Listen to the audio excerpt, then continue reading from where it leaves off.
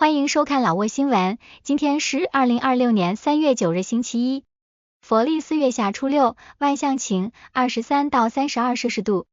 今天的主要内容有最新外汇报价、股市收盘行情、黄金市场报价、万象燃油价格以及老挝时事要闻。首先来关注外汇，由于今天是国际妇女节调休，老挝外贸银行维持上周五的外汇价格。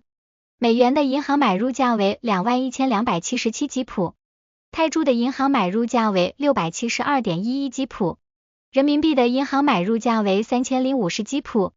再来关注股市行情，根据老挝证券交易所最新收盘报告显示，上周五老交所综合指数收于1305.87点，较上一个交易日上涨9.39点，涨幅0.72%。开盘1306.92点，最高1309.44点，最低1299.04点，成交量765500股，成交金额13.37656500基普，成交量最高的股票是外贸银行，收盘价2180基普，交易量313900股，其次是中老证券和老挝电力。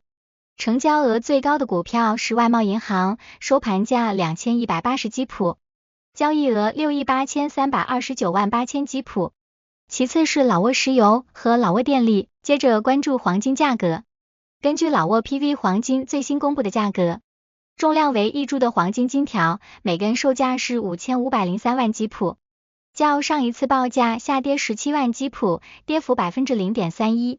然后关注今天的万象油价。今天万象10个加油站执行3月5日老挝工贸部公布的燃油价格，柴油每升29310基普，普通汽油每升27070基普，95号汽油每升31570基普。接下来一起关注时事要闻。1. 博交国际机场举行正式启用仪式。3月6日，副总理沙伦塞贡马西出席博交国际机场正式启用仪式。该机场位于博交省敦煌县，临近金三角经济特区，是老挝首个私营机场。机场定级为4C 级，可起降空客320及波音737等主流机型，各项设施均符合国际民航标准。机场在2024年开通国内航线基础上，现已完成国际化升级并全面投入运营。该项目的启用旨在落实老挝国家5年发展规划，通过提升航空客货运能力，促进当地及区域间的贸易、旅游与经济互联互通，对老挝经济社会发展具有里程碑意义。2. 东盟加强文化社会领域合作。3月5日，新闻文化旅游部副部长达拉尼蓬马冯沙率团赴马尼拉参加第35届东盟文化社会共同体理事会会议，会议围绕共同导航东盟未来，重点讨论了增强家庭韧性、包容性发展、青年创新及粮食安全4大领域。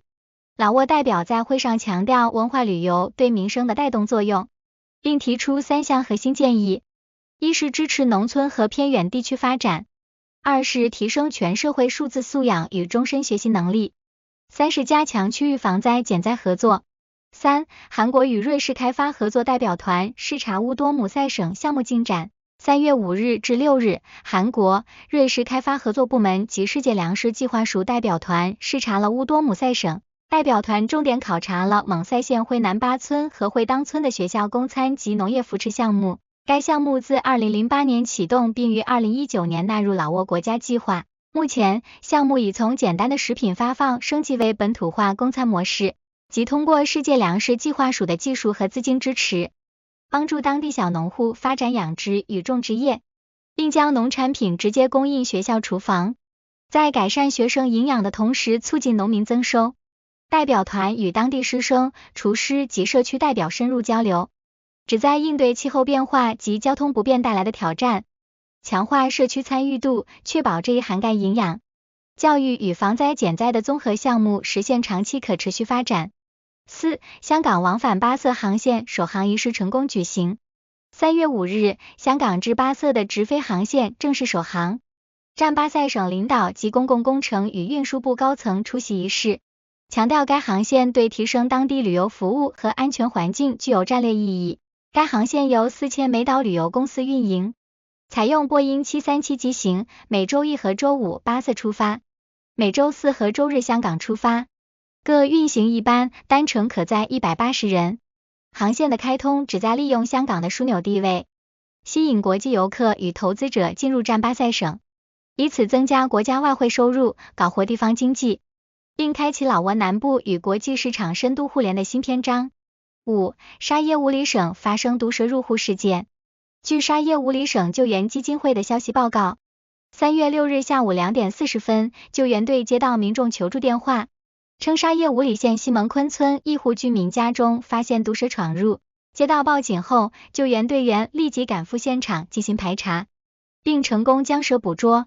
随后，救援队已将其带离居民区并放归大自然。6. 博交省通提帕塔纳兰寺举行大佛安演仪式。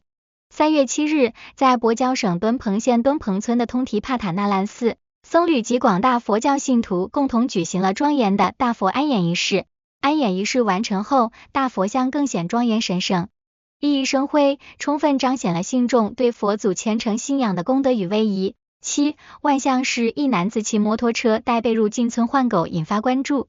3月6日，一名男子骑摩托车出现在万象市塞斯塔县农年村一带，该男子的摩托车后座载着一个铁笼，笼内关着几只狗，而车把前则堆放着崭新的被褥。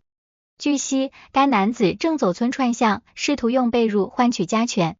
热心网友曾询问能否赎买这些狗，该男子开价为土狗每只100万基普，品种狗每只200万基普。网友对此提出质疑，并表示笼子里的狗个头都很大且品相很好，不知道原主人是真的愿意把它们卖掉，还是另有隐情。8. 沙湾拿吉省凯山峰威汉市一座仓库发生火灾。3月7日晚7点30分，沙湾拿吉省凯山峰威汉市彭沙万村原监狱附近发生一起火灾，起火地点为一座雪糕仓库，并波及到了周边的民宅。目前，火灾的具体起火原因及造成的财产损失情况，相关部门正在进一步调查与统计中。以上就是今天的老挝新闻，欢迎点赞、评论和订阅，我们明天见。